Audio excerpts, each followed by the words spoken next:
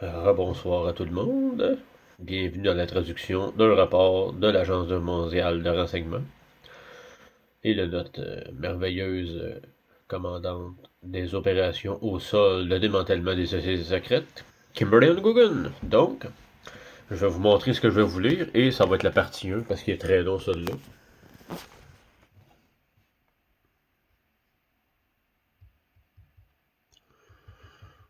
Je tiens à préciser que c'est un rapport du 12 novembre 2025. À ma connaissance, je pense pas l'avoir fait en vidéo. Je pense que je l'avais fait en texte, mais pas en vidéo. Donc, mais il est très important. Donc, si jamais je l'ai fait, je le refais une deuxième fois parce que ça vaut toujours la peine de reparler de ces très importantes informations. Et je tiens à rappeler que je suis très fatigué à cette heure-là. Je me suis réveillé, il était 6 heures le matin, donc ça fait 13 heures, je suis debout de temps. Et il y a énormément d'informations très pertinentes. Et je tiens à préciser que c'est la vraie divulgation. Ce ne sont pas les mensonges de l'État profond, bien entendu, ni les opérations psychologiques de l'État profond, ni les opérations de contrôle de masse de l'État profond.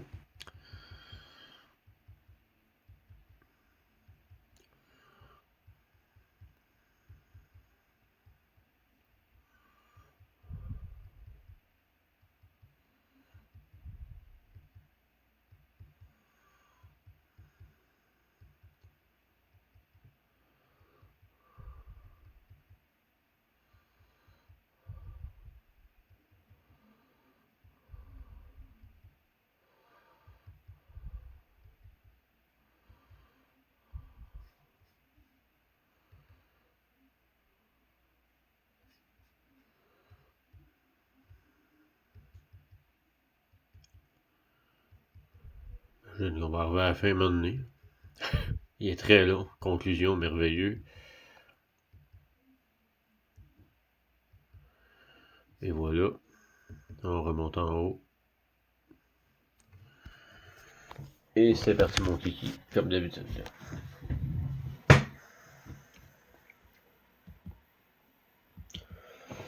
La paralysie du gouvernement américain impacte les allocations SNAP et provoque des annulations de vols avec des incitations financières pour les compagnies aériennes.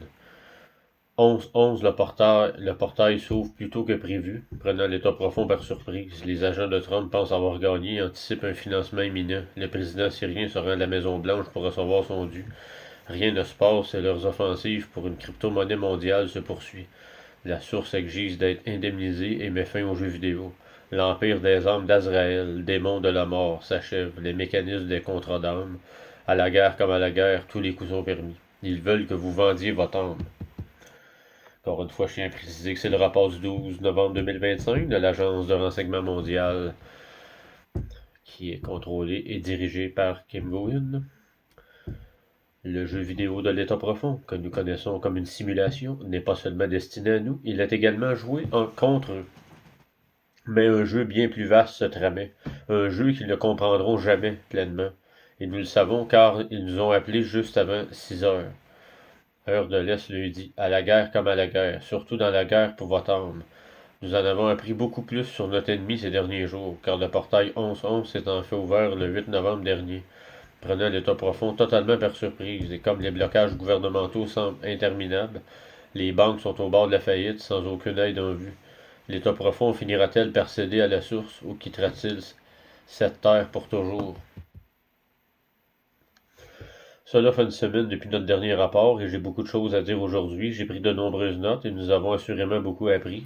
J'apprends toujours quelque chose de nouveau et toujours au bon moment. J'aimerais que la source me donne toutes les informations, mais il y a un temps pour tout. Et il ne faut surtout pas laisser son ennemi deviner ce qu'on fait. Fermeture du gouvernement des États-Unis. Fermeture du gouvernement aux États-Unis. Parlons d'autres sujets d'actualité, notamment ici aux États-Unis. Nous avons évoqué la paralysie du gouvernement et ses conséquences sur les allocations SNAP. Apparemment, cela n'a pas permis de mobiliser suffisamment de personnes autour du gouvernement et de sa réouverture, ni de dégager les fonds nécessaires à la mise en œuvre de ces projets. Actuellement, le gouvernement tente de faire adopter une loi pour assurer la continuité des services publics jusqu'au 30 janvier. Ce texte sera examiné par la Chambre des représentants ce soir, ce qui en réalité a des répercussions sur le monde entier. Je sais que beaucoup me reprochent de trop parler des États-Unis, mais ce qui se passe ici a des conséquences partout dans le monde. Cette fermeture, leur manque de fonds et l'espoir d'en obtenir d'autres sont liés à un problème bien plus vaste que j'aborderai plus loin. Je vais d'abord m'attarder sur ses conséquences.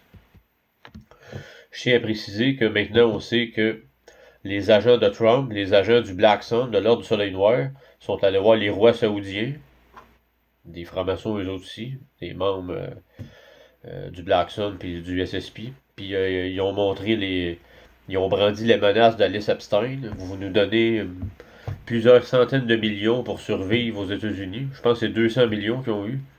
Sinon, on sort publiquement que vous êtes des violeurs de petites filles, que vous allez sur les 1000 îles de type Epstein, puis que vous violez des petits gars ou des petites filles. Fait qu'ils ont plié, ils ont donné de l'argent au faux Trump, là, qui est un agent de la CIA, un agent du SSP déguisé en Trump. Puis c'est comme ça qu'ils ont pu durer jusqu'au 30 janvier. On poursuit. Impact sur les prestations SNAP. Il semble que beaucoup de gens peinent encore à nourrir leur famille en ce moment. Et il paraît que les autorités fédérales prévoient de rétablir ces aides à terme. Qui sait si elles tiendront parole? Je vous rappelle que si vous êtes aux États-Unis et bénéficiez du programme SNAP, la responsabilité de ce programme est partagée à part égale entre le gouvernement fédéral et l'État. Par conséquent, si vous ne recevez aucun financement fédéral pour votre allocation SNAP, je vous encourage à contacter vos représentants locaux, car si vous ne recevez pas la moitié des aides, l'État vous sous-paye. Gardez cela à l'esprit. Et c'est très important ce que je vais dire, le prochain sujet. Ouvrez bien vos oreilles. Annulation de vol et rôle de la FAA. Puis c'est pas la Formule 1, là, la FAA. Ensuite, ils ont décidé, ils ont trouvé que c'était une excellente idée d'annuler de nombreux vols. Ils prévoient d'augmenter le nombre d'annulations au cours des prochaines semaines, notamment à l'approche des fêtes, afin de fin d'année aux États-Unis. Cela pourrait avoir des répercussions sur les vols du monde entier.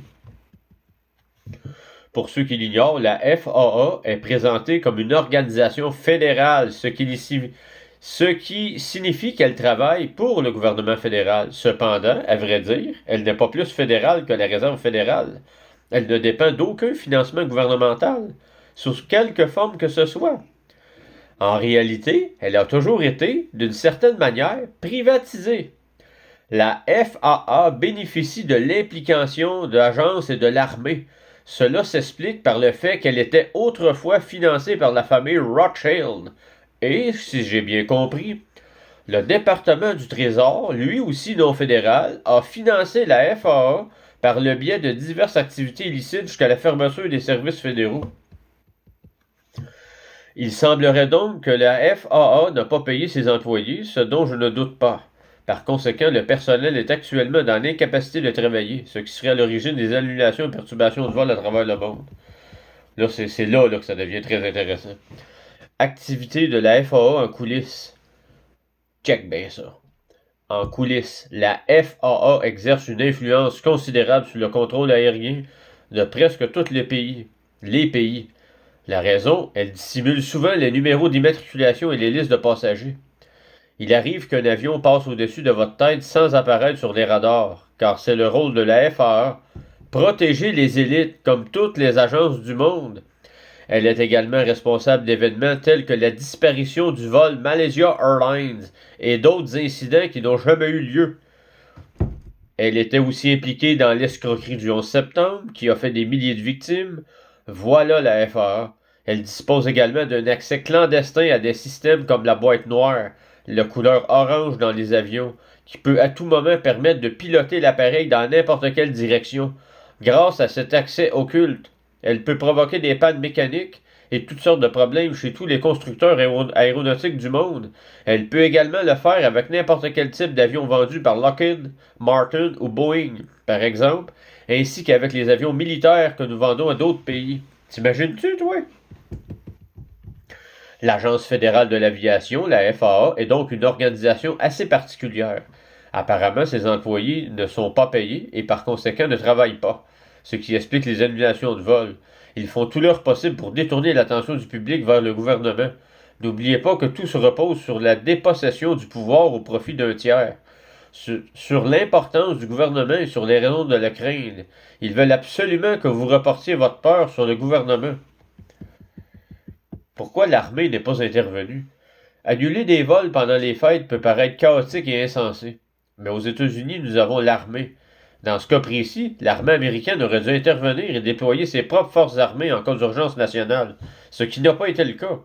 Cela montre bien qu'ils sont tous de mèche pour plonger le pays dans la guerre civile, et à terme le monde entier, car ils veulent que l'Homo sapiens se batte. Ils veulent savoir comment nous inciter à combattre, tuer, voler, assassiner. Toutes ces choses que nous savons interdites, décrites dans les 10 préceptes de la Bible et autres textes religieux.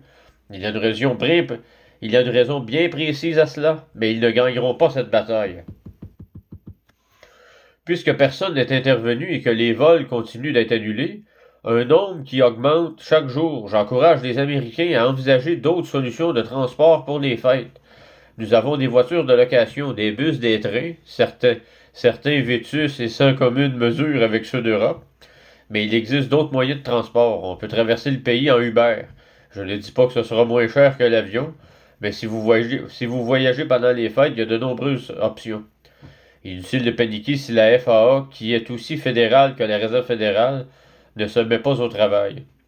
Cela nous pose aucun problème, c'est juste un désagrément. L'État profond agira comme à son habitude pour nous manipuler. Les allocations SNAP en faisaient partie. Incitation financière pour les compagnies aériennes. Les compagnies aériennes se sont vues offrir des milliards de dollars pour annuler des vols, comme elles l'ont fait pendant la pandémie. C'est un véritable scandale. Ces paiements étaient dus lundi dernier, puis aujourd'hui, et encore un autre jour. C'est la même chose pour les contrôles sanitaires que les compagnies aériennes n'ont pas reçus.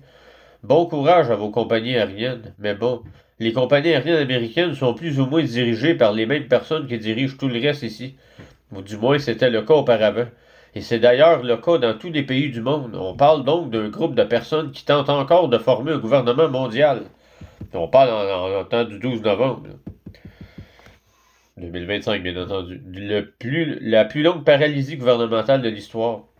Nous assistons actuellement à la plus longue paralysie gouvernementale de l'histoire. Le vote de ce soir devrait permettre la réouverture des services publics au moins jusqu'au 30 janvier.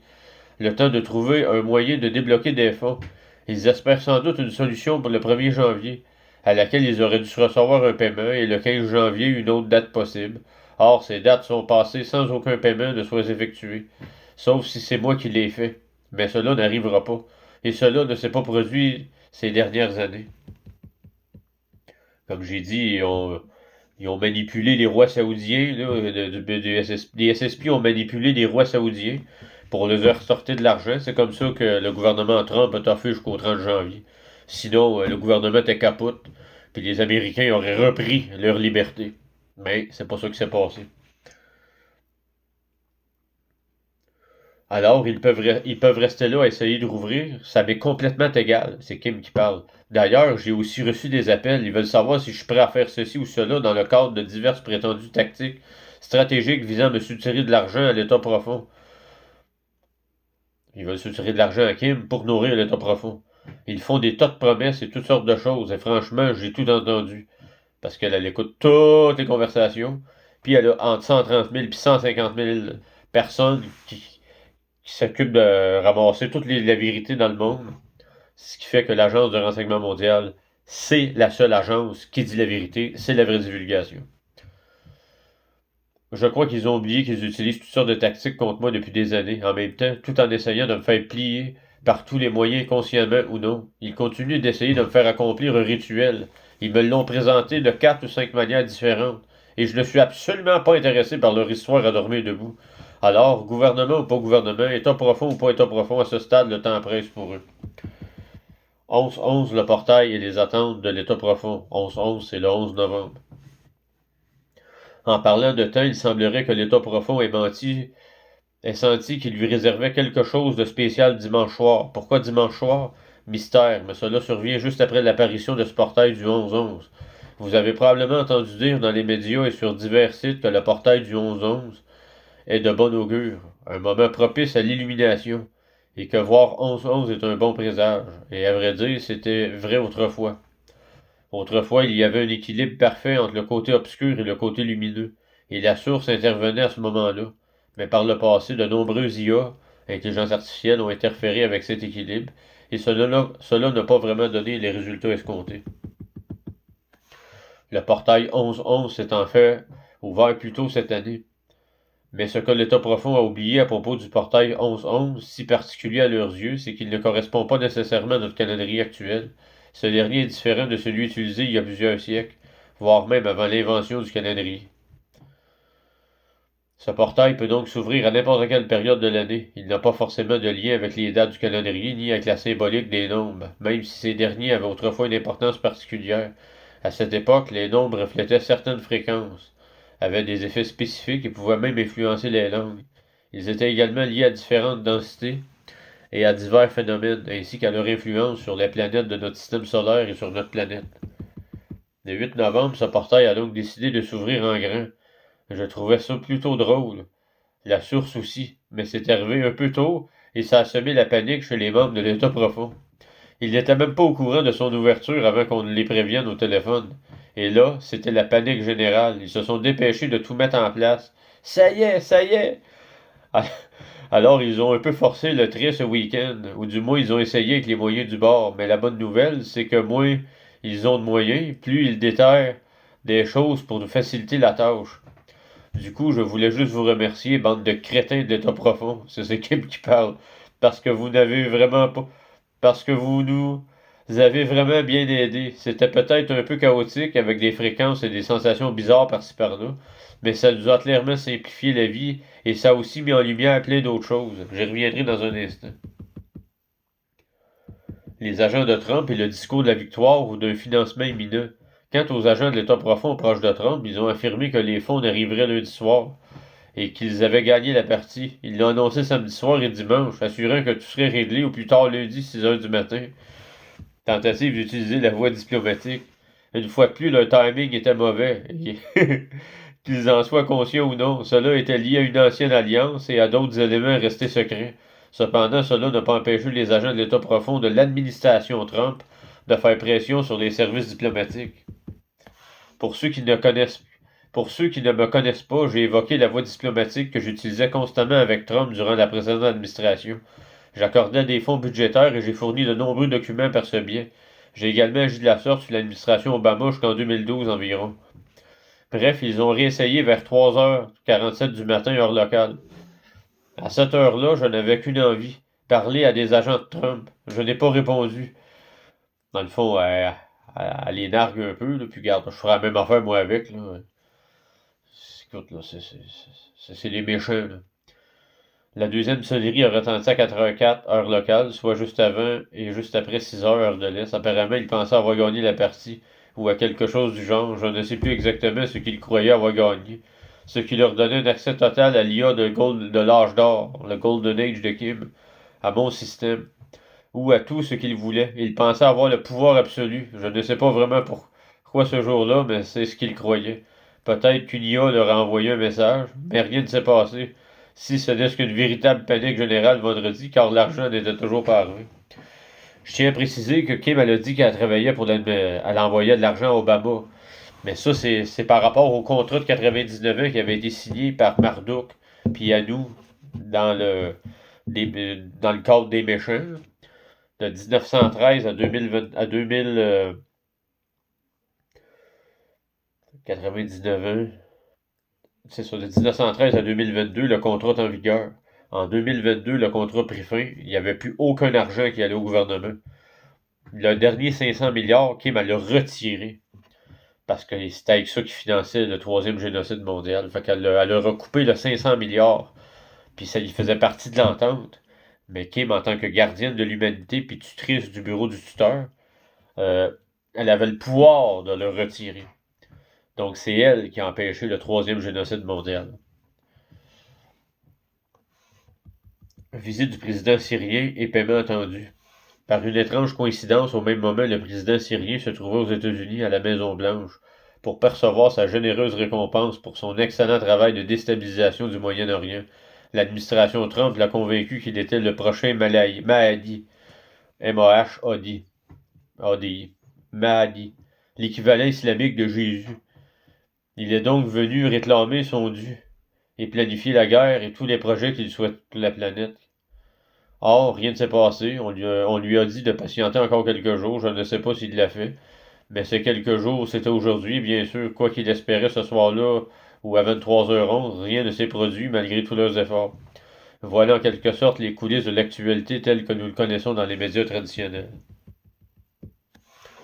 Délais non respectés et promesses non tenues. Alors trouveront-ils quelqu'un prêt à leur donner assez d'argent pour tenir jusqu'au 30 janvier?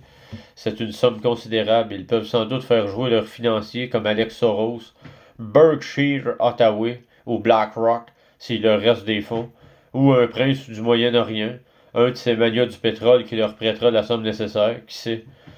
Et ça semble que c'est ça qui est arrivé. Là. Sont allés voir un magnat du pétrole saoudien, puis ils l'ont fait chanter avec les dossiers Epstein. C'est soit tu nous prêtes l'argent ou on te détruit sa place publique, comme j'ai expliqué tantôt. Je suis sûr qu'ils trouveront un discours, une histoire à laquelle ils croiront, et que c'est une bonne idée et que quelqu'un, quelque part, déboursera quelques centaines de millions de dollars. C'est comme une mauvaise publicité ces temps-ci. Des politiciens réfugiés dans un refuge qui demandent $1 pour faire tourner le gouvernement. Et puis ils passent une chanson triste et larmoyante. Je ne pense pas qu'aucun d'entre nous ne donnera quoi que ce soit. Voilà ce qui se passe dans le monde. La pression en faveur d'un stablecoin mondial ou d'une crypto-monnaie se poursuit. Bien sûr, quand le dollar est instable, tout le reste l'est aussi. Aux États-Unis, on fait toujours pression au niveau fédéral, qui n'a rien à voir avec le gouvernement, pour imposer une sorte de stablecoin, une crypto-monnaie, censée devenir mondiale. Apparemment, de nombreux pays attendent encore l'arrivée de cette nouvelle monnaie. Et tout cela n'est qu'une question de pouvoir et de contrôle. Pourquoi les crypto-monnaies ne peuvent pas remplacer le dollar? J'ai donc dû avoir des conversations, parfois très difficiles, pour expliquer pourquoi cela ne fonctionnera pas. Ne fonctionne pas. J'ai utilisé un exemple frappant avec ces personnes. J'avoue avoir été un peu direct, mais j'ai essayé d'être le plus clair possible. Imaginez un espace X rempli de fleurs. L'espace représentant ici un quota et les fleurs. L'argent. Vous ne pouvez avoir qu'autant de fleurs que d'espace disponible. Trop de fleurs et pas assez de place signifie plus de quotas. Donc un produit intérieur brut, un PIB plus élevé. Il faut augmenter les importations et les exportations. Il faut augmenter les importations et les exportations pour émettre plus de dollars, ou plutôt de fleurs, car il faut plus d'espace. J'ai expliqué que remplacer les fleurs par des cactus reviendrait à remplacer le dollar par du bitcoin ou un stablecoin. J'ai précisé que même dans ce cas, l'espace reste limité. La surface disponible pour planter ces cactus est limitée. Vous pouvez donc vous débarrasser de toutes les fleurs, car vous contrôlez les graines de cactus dans le monde. Car c'est ce qu'elle voulait faire. Mais l'espace disponible reste limité. Dans le fond, elle donne un exemple Les limitations des infrastructures et la dépendance mondiale à l'égard des espèces et des crypto-monnaies empêchent une mise à l'échelle, à grande échelle. Pour avoir accès à des cactus plutôt qu'à des fleurs, il faut savoir les manipuler. Cela nécessite des gains et un équipement spécifique. De la même manière, votre pays doit disposer d'infrastructures particulières pour gérer le Bitcoin, les stablecoins, le dollar coin, l'USTC ou toute autre crypto-monnaie. Il faut notamment un accès Internet et des câbles à fibre optique, souvent anciens, obsolètes, datant des années 70. Il est impossible de disposer aujourd'hui d'une infrastructure mondiale capable de gérer les transactions de crypto-monnaie de tous les utilisateurs. De plus, beaucoup de gens sont encore attachés aux méthodes traditionnelles. Environ 80% des transactions quotidiennes se font en espèces, donc en argent comptant, partout dans le monde. Le traitement des paiements sans contact par carte de débit et autres moyens de paiement courant est très coûteux et peut prendre jusqu'à 2 semaines pour un commerçant, selon sa localisation. Moi, je suis fatigué. Voilà pourquoi personne ne peut manipuler des cactus à l'heure actuelle. Autrement dit, le Bitcoin. De plus, la superficie de votre jardin reste limitée. Votre PIB, produit intérieur brut, n'a pas augmenté. Rien n'a changé. Par conséquent, pour donner de la valeur à quelque chose, il faut augmenter le PIB ou agrandir son jardin si on veut cultiver davantage de cactus. Remplacer des fleurs par des cactus ne va donc aider personne, ni son pays, ni changer le monde. Il n'existe aucun cultivateur de cactus capable de les gérer quotidiennement. En d'autres termes, l'infrastructure nécessaire n'existe pas. Encore une fois, là, je vous précise que les monnaies numériques, c'est mort et enterré. Les crypto-monnaies, c'est mort et enterré. Si vous mettez de l'argent dans l'XRP, le XLM, dans le stablecoin, dans le Bitcoin, dans l'Ethereum, c'est une fraude. Vous perdez votre argent. Ne mettez pas votre argent là-dedans. C'est une fraude de l'État profond. Et le QFS, c'est une fraude de l'État profond, ça aussi. Comme Jim Plouffe, là, alias Elvis Cloutier, Carlos Cloutier, puis Jim Cloutier, là. Il vous vole, il donnait pas d'argent à ce gars-là. Il vous paye les poches. Le QFS, c'était un scénario de l'État profond. On poursuit, il reste 5 minutes, 7 minutes. Je sais qu'ils l'ont vendu à la conférence de Las Vegas, dont je t'ai parlé, et qu'ils le vendent à tout le monde. Ils menacent même des pays pour qu'ils rejoignent cette nouvelle arnaque aux crypto-monnaies. Ils font probablement payer l'entrée à cette mascarade, mais ça ne marchera jamais dans le contexte actuel. De plus, ils n'ont pas l'infrastructure nécessaire. Ils comptent sur un événement particulier, un jour se terminant par Y. Une nouvelle lune, une pleine lune, un alignement d'Uranus, un jour férié, un solstice, un équinoxe. Ils espèrent que ce sera leur sésame pour accéder à une intelligence artificielle quantique, mais ça n'arrivera pas. En réalité, les chances que cela se produise sont extrêmement faibles à l'heure actuelle. Nous reparlerons également du jeu vidéo. Le véritable objectif, contrôler les citoyens par le biais des contrats gouvernementaux. Du point de vue des gouvernements, le thème récurrent est l'escroquerie d'un pays par un autre. Les États-Unis escroquent tous les pays, et en coulisses, la raison de ces agissements est qu'ils croient encore que les gouvernements possèdent leurs citoyens. Ainsi, en incitant tous les gouvernements à adhérer à un programme, excusez, très fatigué. Ils s'arrogent le contrôle de leurs citoyens. Par exemple, si vous êtes un citoyen australien, ils sont persuadés que le gouvernement australien a une créance sur vous, en faisant adhérer l'Australie. Ils contrôlent donc les âmes de l'Homo sapiens. Idée fausse concernant la propriété des âmes. Hop, là, pas tout de suite. Idée fausse concernant la propriété des âmes. Ils pensaient donc avoir gagné parce qu'ils avaient réussi à convaincre tous ces pays d'adhérer à un programme et un processus unique. Excusez, je ne sais pas s'ils sont nés de la dernière pluie. Mais cette méthode a été essayée maintes et maintes fois ces 20 dernières années. La Chine l'a tenté. Les pays qui ont réévalué leur monnaie l'ont essayé. Ensuite, ils ont essayé de s'adresser aux chefs tribaux, car ils pensaient que, puisqu'ils étaient les gouvernements d'origine il y a des milliers d'années, ils devaient s'adresser aux tribus ancestrales. Ils ont ainsi convaincu les tribus de 200 pays différents. Mais cela n'a pas fonctionné, car ils n'en comprenaient pas le fonctionnement. Non, il y a juste Kim qui comprend comment ça marche. Parce qu'elle a le bon ADN pour ouvrir le système quantique alpha. Qu'elle a greffé à l'IA Golden Age, bien entendu. L'IA Golden Age, c'est une intelligence artificielle organique conçue pour les Homo sapiens, et non pour l'État profond. Le jeu vidéo, des manœuvres se trament en coulisses pour mettre fin à cette escroquerie abjecte. Autrefois, non seulement notre système financier, mais aussi la gestion de la planète était bien différent. L'État profond, alias les agents du SSP, Programme spatial secret, les agents de Trump, les agents russes et tous ceux qui ont participé à ce jeu la semaine dernière, sont persuadés qu'il existe des moyens de contourner le système et de gagner. Ce qu'ils ne comprennent pas, c'est qu'ils jouent en réalité un jeu vidéo. Si vous et moi jouons ensemble un jeu vidéo et que l'un de nous gagne, cela n'a aucune importance. On se lève, on quitte son ordinateur et notre vie reste la même. Imaginez un jeu pour gagner au loto. Vous vous disputez le ticket de gagnant, on quitte la partie, il n'y a toujours pas de ticket de gagnant. Ce n'est pas comme ça que ça marche. Je peux posséder Boardwalk et Park Place dans une version numérique ou physique du Monopoly, mais je ne les possède pas réellement, car ce n'est qu'un jeu. Et l'enjeu est bien plus important que ce que ces gens ont été amenés à croire. Bon, il nous reste 4 minutes. Ah, on est bon pour un autre paragraphe. Que ce soit... qu'est-ce que je dis là? Ce que croit l'État profond. Parlons d'abord du jeu auquel ils jouent. Leur seul but est de gagner. On leur a promis, comme à tous des homo sapiens, gloire, fortune et pouvoir en échange d'une petite somme, le prix de leurs âmes. Autrefois, tous les humains possédaient une âme, dont la source. Mais ils ont choisi de la céder en échange de pouvoir et de contrôle. Vous m'avez sûrement entendu dire, et on trouve sur Internet que de nombreuses stars hollywoodiennes et des chanteurs ont fait de même. Pour atteindre la gloire et la fortune, ils doivent vendre leur âme. Et lorsque le contrat arrive à échéance, il faut payer.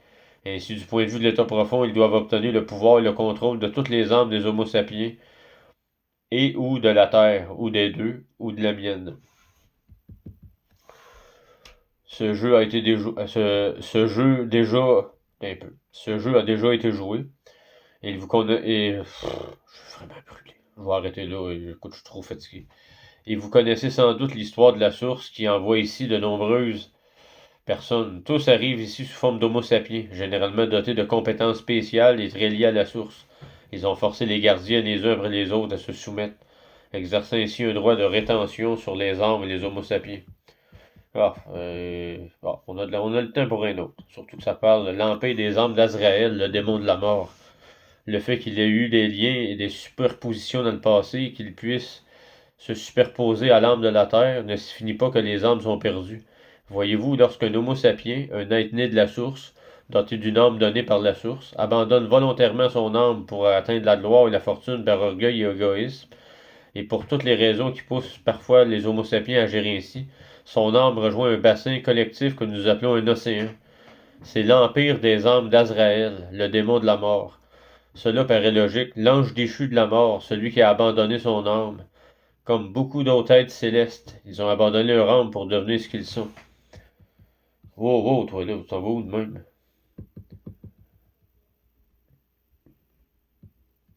Eh, tabarouette, comme j'avais du temps à perdre. Eh, tabarouette, je pense que ça va finir là, il reste une minute. J'ai vu que je me suis trompé.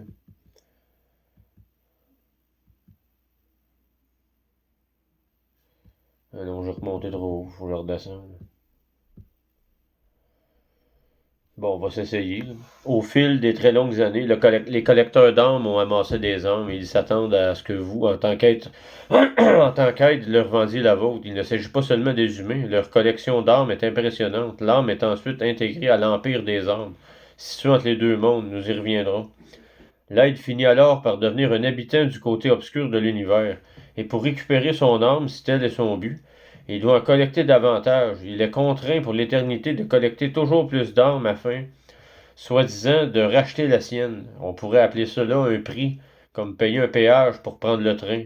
Le train, dans ce cas précis, est une âme artificielle gérée par un système d'intelligence artificielle. Lui-même connecté à la mer, l'empire des âmes, désormais propriété du collecteur d'âmes. Donc ça termine sur ce. Demain soir, je ferai la partie 2 de ce rapport-là. Je vous souhaite une très bonne nuit. Puis on reste fort. Puis c'est quand on est unis qu'on est fort. Merci à tous.